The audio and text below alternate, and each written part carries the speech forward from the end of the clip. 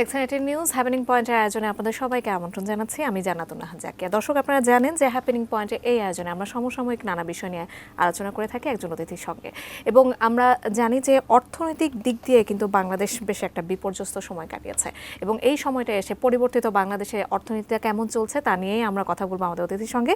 আজকে কথা বলার জন্য আমাদের স্টুডিওতে উপস্থিত আছেন অর্থনীতিবিদ অধ্যাপক doctor Mohammad Abu Yusuf, department of development studies, Dhaka বিশ্ববিদ্যালয়। এছাড়াও কিন্তু তার আরও কিছু পরিচয় আছে, আমরা জানিয়ে দিতে চাই। গবেষণা প্রতিষ্ঠান র্যাপিডের নির্বাহী পরিচালক তিনি, এছাড়া শ্বেতপত্র প্রণয়ন কমিটির সদস্য হিসেবেও তিনি ছিলেন। আপনাকে স্বাগত জানাচ্ছি আমাদের আয়োজনে। একদম শুরুতেই যদি আপনার কাছে এখনকার যে বর্তমান অর্থনীতি তার একটা মূল্যায়ন জানতে চাই। জি, আমরা জানি যে অর্থনীতি একটা চাপের মধ্যে আছে, এবং 5ই আগস্টের পরে যে পরিবর্তিত যে পরিস্থিতি, ছাত্র জনতার গণ অভ্যুত্থানের ফলে যে নতুন বাংলাদেশের যে আমরা পেয়েছি, তো সেখানে প্রথম যে চ্যালেঞ্জটা সেটা হচ্ছে অর্থনৈতিক স্থিতিশীলতাটা কিভাবে আনা যায়। এবং আমরা অনেক বিভিন্ন ধরনের তথ্য আমরা জানি যে কিছু জায়গায়, যেমন পার্টিকুলারলি আর্থিক খাতে এক ধরনের বিশৃঙ্খল অবস্থা ছিল, অনেক দুর্নীতির কথা আমরা শুনেছি, এবং শ্বেতপত্র যেটি প্রণয়ন করা হয়েছে সেখানেও মুদ্রা পাচার থেকে আরম্ভ করে অনেক কিছু সেখানে আসলে এসছে। তো আমরা যদি একটু দেখি যে আসলে অর্থনৈতিক স্থিতিশীলতাকে যদি আমাদের আনতে হয়, তাহলে প্রথমে যে জায়গাটা দরকার আমি মনে করি আমাদের যে ইনফ্লেশনটা, অর্থাৎ যেটা হচ্ছে মুদ্রাস্ফীতি, যেটি গত প্রায় 2 বছর ধরে একটি উচ্চতার মধ্যে আছে, এবং যার সাথে সাধারণ যে মানুষ আছে আমাদের, তাদের যে কস্ট অফ লিভিং সেটি কিন্তু খুব ডিরেক্টলি জড়িত। তো সেই জায়গাটা সবচেয়ে বেশি আলোচিত, এই ইনফ্লেশনটাকে কিভাবে আসলে কন্ট্রোল করা যায়। এবং আমরা দেখেছি যে আর্থিক খাতের শৃঙ্খলার পাশাপাশি ইনফ্লেশনটাকে কন্ট্রোল করার জন্য কেন্দ্রীয় ব্যাংক থেকে আরম্ভ করে আমাদের যে সমস্ত প্রতিষ্ঠানগুলো আছে, সংশ্লিষ্ট যে প্রতিষ্ঠানগুলো আছে, সেটা মিনিস্ট্রি অফ ফাইন্যান্স আছে, মিনিস্ট্রি অফ কমার্স আছে, তারা কিন্তু নানামুখী উদ্যোগ গ্রহণ করেছে। এবং আমরা এইটুকু বলতে শুনেছি যে ইনফ্লেশন একটা সহনীয় মাত্রায় চলে আসবে। যদিও এই মাসে আমরা দেখেছি যে ইনফ্লেশন প্রায় 13% উপরে বাংলাদেশ ব্যুরো অফ স্ট্যাটিস্টিক্সের এখানে ফুড ইনফ্লেশনের কথা বিশেষভাবে, এগুলোকে কিভাবে সিঙ্গেল ডিজিটে আনা যায়। একটা জিনিস আমরা দেখলাম, একটা পরিবর্তন, সেটি হচ্ছে যে তথ্য নিয়ে অনেক ধরনের প্রশ্ন ছিল, যে সেটি ইনফ্লেশনের তথ্য হোক অথবা যে কোনো ধরনের তথ্যের ক্ষেত্রে একটা গ্রহণযোগ্যতার একটা বিষয় ছিল। তো এখন যেহেতু একটা পরিবর্তিত পরিস্থিতি, আমরা দেখছি যে বাংলাদেশ ব্যুরো অফ স্ট্যাটিস্টিক্সও যেই তথ্যটা দিচ্ছে, তার সাথেও আমরা রিয়েলিটির যে রিফ্লেকশনটা সেটা দেখা যাচ্ছে যে সামঞ্জস্যপূর্ণ আমরা দেখতে পাচ্ছি। তথ্য নিয়ে গ্রহণযোগ্যতাটা কিন্তু ধীরে ধীরে বাড়ছে, যেহেতু এখন একটা মানে যে তথ্যগুলো আসছে সেটি এখন এই ইনফ্লেশনটাকে যদি কমাতে হয়, আমরা দেখেছি যে সেন্ট্রাল ব্যাংক ইন্টারেস্ট রেট বাড়িয়ে বিভিন্ন সময় মনিটারি পলিসির মাধ্যমে, যেটি আমরা বলছি কন্ট্রাকশনারি মনিটারি পলিসির মাধ্যমে ইনফ্লেশন কন্ট্রোল করার একটা চেষ্টা করা হচ্ছে। পাশাপাশি আমরা দেখেছি ফিসকাল পলিসিতে কিছু এসেনশিয়াল আইটেমের উপর ট্যারিফ কমিয়েও সেখানেও কিন্তু মিনিস্ট্রি অফ কমার্স সেটি সমন্বয় করার চেষ্টা করছে। আমরা বলি যে 3টে জিনিস আসলে এই ক্ষেত্রে দরকার, একটা হচ্ছে মনিটারি পলিসি, একটা হচ্ছে ফিসকাল পলিসি, আর একটা হচ্ছে বাজার ব্যবস্থাপনা। এখনও আমরা মনে করছি সবচেয়ে বড় যে চ্যালেঞ্জের জায়গাটা আছে সেটি হচ্ছে বাজার ব্যবস্থাপনা। কারণ সাপ্লাই চেইনের, অর্থাৎ যিনি উৎপাদন করছেন উনি যেই পয়সা পাচ্ছেন, আর যিনি কিনছেন অ্যাজ এ এন্ড কনজিউমার হিসাবে আমি যে বাজার থেকে কিনছি, এই দুটোর মধ্যে দেখা যাচ্ছে প্রফিটের বেশিরভাগ শেয়ার নিয়ে যাচ্ছে মাঝখানের যে মধ্যস্বত্বভোগী আছে, যে ইন্টারেস্ট গ্রুপ আছে, তারা কিন্তু এই বেনিফিটটা নিয়ে যাচ্ছে। এই সাপ্লাই চেইনটা ভালোভাবে মনিটর করা, এবং এটাকে কিভাবে মানে যাতে কোনো মজুত করতে না পারে, যাতে অসাধু কেউ অতি মুনাফা লাভ না করতে পারে, তার জন্য তদারকিটা কিন্তু আমরা দেখছি যে এখনো সেই জায়গাটা কিন্তু আপনি বেশ অনুপস্থিত কয়েকটা আছে। কথা বললেন, মূল্যস্ফীতির কথা বলছিলেন, এবং আমরা গত বছরের যে অর্থনীতির দিকে যদি একটু তাকাই, সেখানে মুদ্রাস্ফীতি আছে, ডলারের মূল্যবৃদ্ধি আছে, দ্রব্য মূল্যবৃদ্ধি আছে, আসলে নানা রকম চাপ আমাদের কিন্তু অর্থনৈতিক ক্ষেত্রে দেখা গেছে। সেক্ষেত্রে রিজার্ভের স্থিতির উপর কিন্তু একটা চাপ আমরা দেখতে পেরেছি, এবং গত সময় ধরে এই পর্যন্ত আমাদের রিজার্ভের যে অবস্থা, এখন মনে হয় আমরা সেটা একটু উত্তরণের পথে যাচ্ছি। আপনার কি মনে হয় রিজার্ভ দিয়ে? জি, আসলে বাংলাদেশ যেহেতু একটা নেট ইম্পোর্টার কান্ট্রি, সুতরাং আমাদের একটা রিজার্ভের কমফোর্ট জোনে আসলে আমাদের একটা থাকতে হবে। তো সেই জায়গাটা আমরা দেখলাম এই প্রথমবারের মতো $20 বিলিয়ন, যেটা IMF এর BPM মেথড ফলো করে সেটা $20 বিলিয়ন নিচে ছিল, এই প্রথমবার আমরা দেখলাম $20 বিলিয়ন ক্রস করেছে স্লাইটলি। এখনও কিন্তু আমরা কমফোর্ট জোনে আসলে যেতে পারিনি। নেট ইম্পোর্টার, আমরা জানি যে ইম্পোর্টের ক্ষেত্রেও এক ধরনের কিছুটা রেস্ট্রিকশন কিন্তু আছে, সেখানেও একটা কন্ট্রাকশনারি পলিসি কিন্তু সেখানে ফলো করা হচ্ছে। এখন আমরা যদি এই ইম্পোর্টে একটা কমফোর্ট জোনে নিয়ে যেতে চাই, একদিকে হচ্ছে আমাদের কিছু জিনিস আছে আমরা হয়তো এক্সপোর্ট করছি, কিন্তু র মেটেরিয়ালসগুলো আমাদের বিদেশ থেকে আনতে হচ্ছে। অন্যদিকে এক্সপোর্টের বাইরেও আমাদের একটা ভাইব্রেন্ট কিন্তু ডোমেস্টিক ইকোনমি আছে, সেগুলোও কিন্তু অনেক ক্যাপিটাল মেশিনারি কিন্তু আমাদের র মেটেরিয়ালস, ক্যাপিটাল মেশিনারি, এগুলো বিদেশ থেকে আমাদের ইম্পোর্ট করে নিয়ে আসতে হচ্ছে। ইম্পোর্টের কমফোর্ট জোনটা যদি আমাদের রাখতে হয়, তাহলে এই রিজার্ভটাকে কিন্তু আরেকটু বাড়াতে হবে। এখন এই রিজার্ভ বাড়ানোর আসলে সোর্সগুলো কি? সেই সোর্সের একটি হচ্ছে আমাদের এক্সপোর্ট। আমরা আসার কথা হচ্ছে, আমরা দেখলাম ইদানিং আমাদের এক্সপোর্টের কিন্তু একটা প্রবৃদ্ধি লক্ষ্য করা যাচ্ছে, যদিও আমরা চাচ্ছি যে এক্সপোর্ট ওরিয়েন্টেড যে ফ্যাক্টরিগুলো আছে, কিছু অস্থিরতা আছে, সেটি আমাদের আসলে খুবই জরুরি ভিত্তিতে কাটিয়ে ওঠা সম্ভব, এবং যাতে আমরা বহির্বিশ্বে আমাদের যারা ক্রেতা আছে তাদেরকে একটা মেসেজ দেওয়া দরকার যে আমাদের এক্সপোর্ট ওরিয়েন্টেড ইন্ডাস্ট্রি, পার্টিকুলারলি আমাদের লাইফ লাইন হচ্ছে রেডিমেড গার্মেন্টস, এই রেডিমেড গার্মেন্টসে যাতে কোনো ধরনের অস্থিরতা না থাকে, সেই জায়গাটা আমাদের আসলে নিশ্চিত করতে হবে, যাতে রেডিমেড গার্মেন্টসের কথা যেহেতু বলছিলেন, তাহলে আমরা একটু বলতেই পারি যে এই যে অন্তর্বর্তীকালীন সরকার, সেটা থিতু হওয়ার আগে কিন্তু বেশ কয়েকটা আন্দোলন আমরা দেখতে পেয়েছি, তার মধ্যে হচ্ছে পোশাক শ্রমিকদের আন্দোলন অন্যতম। এই যে অন্তর্বর্তীকালীন সরকার দায়িত্ব নেওয়ার পরপরই এইরকম একটা আন্দোলন, তারা কি সমাধান যে করার জন্য যে তৎপরতা, সেটা কি সঠিক ছিল বলে আপনার মনে হয়? কিছু উদ্যোগ তো নেওয়া হয়েছে। আপনারা দেখেছেন রিসেন্টলি তাদের যে মজুরি, সেটা 9% বাড়ানোর ব্যাপারে একটা সম্মত হয়েছে, যদিও ওয়ার্কাররা সেটা 10%-এর কথা বলেছে। 10%, 9% এটা আসলে মোটামুটি কাছাকাছি একটা জায়গায় কিন্তু এসছে। যেই জায়গাটা দরকার হচ্ছে অর্থনৈতিক স্থিতিশীলতার পাশাপাশি ল অ্যান্ড অর্ডার সিচুয়েশনটা কিন্তু প্যারালালি আসলে থাকতে হবে, যাতে কেউ কোনো ধরনের অস্থিরতা সৃষ্টি না করতে পারে, কেউ কোনো বিশৃঙ্খলা সৃষ্টি না করতে পারে। তো সেই জায়গাগুলো, এগুলো ডায়ালগের কোনো বিকল্প নেই। একটা তো হচ্ছে সরকারের এই স্থিতিশীলতাটা আনার জন্য আপনার ল এনফোর্সিং এজেন্সিকে খুবই সতর্কতার সহিত এটাকে ডিল করা উচিত, প্লাস হচ্ছে শ্রমিক মালিক যে সম্পর্ক আছে সেইটা যাতে একটা ডায়ালগের মাধ্যমে শ্রমিকদের কথা শুনতে হবে।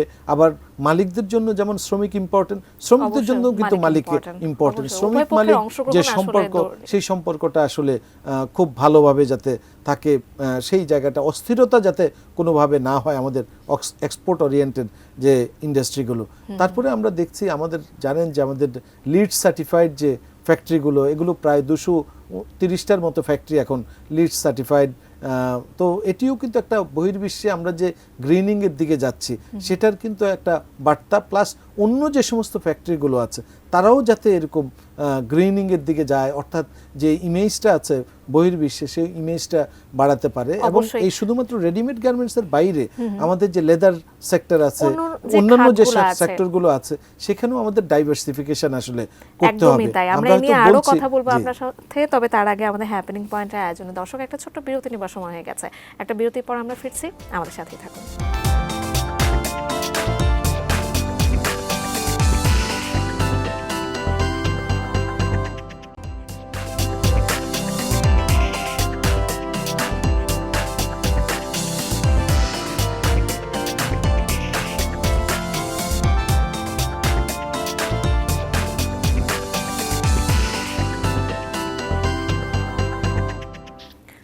বিরতির পর আরও একবার আমন্ত্রণ জানাচ্ছি আমাদের আজকে হ্যাপেনিং পয়েন্টের আয়োজন, এবং আজকে আমরা সামগ্রিক অর্থনীতি নিয়ে কথা বলছিলাম অর্থনীতিবিদ ও অধ্যাপক ডক্টর মোহাম্মদ আবু ইউসুফের সঙ্গে।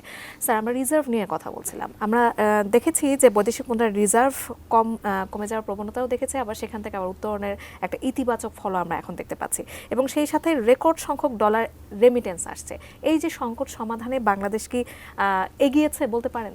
হ্যাঁ, আমি মনে করি যে এই রেমিটেন্সের ক্ষেত্রে আমরা যদি যে কয়টা ইন্ডিকেটর আছে অর্থনীতির, সবচেয়ে ভালো মানে ইতিবাচক জায়গাটা কিন্তু রেমিটেন্সের। এর কারণটা হচ্ছে একটা কমফোর্ট, একটা আস্থার জায়গাটা। যেহেতু বর্তমান অন্তর্বর্তীকালীন সরকার দেখবেন আপনারা, এই যে রেমিটেন্স যারা যোদ্ধা আছে তাদের জন্য লাউন্স করা থেকে আরম্ভ করে বিভিন্ন ঘোষণা দিয়েছে, অর্থাৎ প্রবাসীদের কিন্তু এক ধরনের গুরুত্ব দেয়া হচ্ছে এবং কিছু উদ্যোগও নেওয়া হচ্ছে যাতে সত্যিকার অর্থেই কম খরচে যারা প্রবাসীরা বিদেশে যেতে পারে, এবং তারা যদি বৈধ পথে টাকা পাঠানোর ব্যাপারে তারা কিন্তু এখন অনেক বেশি পরিমাণে আগ্রহী। পাশাপাশি যেহেতু হুন্ডির দৌরাত্ম্যটা কিছুটা কম, কারণ হচ্ছে যেহেতু এখন আমরা দেখছি যে ঘুষ, দুর্নীতি এই মুহূর্তে অন্তত এইটুকু বলতে পারি তার প্রকোপটা কিন্তু কম, অর্থাৎ ইলিগেল মানির যে দৌরাত্ম্যটা ছিল সেটা কিন্তু এই মুহূর্তে যেহেতু ওইরকম প্রেজেন্স না, বা যারা এগুলোর সাথে জড়িত ছিল তারা আত্মগোপনে আছে, সব কিছু মিলে আমরা দেখছি প্রবাসীরা একটা আস্থার জায়গা থেকে তারা ফর্মাল চ্যানেলে পাঠাচ্ছে, এবং তার রিফ্লেকশনটা কিন্তু আমরা দেখতে পাচ্ছি আমাদের প্রবাসী আয়ের যে উলম্পনটা। এখন এটাকে কিন্তু আমরা আরও বাড়াতে পারবো, যেইভাবে বলা হচ্ছে যে প্রবাসীদের তাদেরকে যদি আমিও বিভিন্ন সময় বলেছি, তাদেরকে আমরা যেমন একটা যদি সিআইপি কার্ড যেরকম দেওয়া হয়, প্রবাসীদের এরকম একটা কার্ড যদি দেওয়া হয়, এখন যে তারা বিমানবন্দরে যে সেবাটা পাচ্ছে এটাকে যদি আমরা আরও বাড়াতে পারি, তাদের একটা স্পেশাল যদি তাদের সেবাটা দেওয়া যেতে পারে, তারা কিন্তু আসলে কিছু ক্যাশ ইনসেন্টিভ পাওয়া যায় রেমিটেন্স আসলে, তার চেয়েও বেশি হচ্ছে তারা তাদের সম্মানটা, তাদের মর্যাদাটা, তাদের স্বীকৃতিটা, তাদেরকে যেইভাবে আমরা ট্রিট করি, তাদের সেবাটা যদি আমরা বাড়াতে পারি, আমি মনে করি এই যে প্রবাসী আয়ের যে আমাদের ধারাটা আরেকটু বাড়বে। আরেকটা হলো এর পাশাপাশি আরেকটা কাজ করতে হবে, আমরা যে তাদেরকে পাঠাচ্ছি দেশের বাইরে, তাদেরকে যাতে আমরা প্রশিক্ষণ দিয়ে পাঠাতে পারি, অর্থাৎ স্কিল করে যাতে পাঠাতে পারি, এবং কোন কোন জায়গায় কোন কোন মার্কেটে আসলে তাদের চাহিদাগুলো আছে, কোন অকুপেশন ক্যাটাগরির চাহিদাগুলো আছে, এগুলো যদি সরকার থেকে করে তাদেরকে প্রশিক্ষিত করে পাঠায়, তখন তারা কিন্তু আরো বেশি পরিমাণে আয় করতে পারবে এবং রেমিটেন্স পাঠাতে পারবে। সুতরাং আমাদের এই রেমিটেন্সের জায়গাটা, এক্সপোর্টের জায়গাটা, আরেকটা হচ্ছে ওভারসিজ ডেভেলপমেন্ট অ্যাসিস্ট্যান্স। আমরা দেখেছি যে ডেভেলপমেন্ট পার্টনাররা অলরেডি কিন্তু এই অন্তর্বর্তীকালীন সরকারকে 8 থেকে 10 বিলিয়ন ডলারের একটা কিন্তু প্রতিশ্রুতি দিয়েছে। এর পাশাপাশি পাইপলাইনে যে ওভারসিজ ডেভেলপমেন্ট অ্যাসিস্ট্যান্সগুলো আছে অ্যারাউন্ড 47 বিলিয়ন ডলারের মতো, সেটিকে যদি ছাড়িয়ে আনা যায়, প্লাস যে নতুন যে কমিটমেন্টগুলো পাওয়া গেছে সেটা যদি আমরা কাজে লাগাতে পারি, তাহলে আমাদের এটার একটা ডিরেক্ট ইম্প্যাক্ট কিন্তু আমাদের ফরেন কারেন্সি রিজার্ভে আসবে। আর যেই জায়গাটা আমাদের এখনো ঘাটতি আছে সেটা হচ্ছে ফরেন ডিরেক্ট ইনভেস্টমেন্ট, আমাদের এফডিআইটা। আমরা যদি একটা ভালো পরিবেশ দেখাতে পারি যে আমাদের একটা ম্যাক্রো ইকোনমিক স্থিতিশীলতা আছে, এবং যারা ফরেন ইনভেস্টর তারা যদি আমাদের দেশে বিনিয়োগ করে, তারা তাদের প্রফিট সহজে নিয়ে যেতে পারে।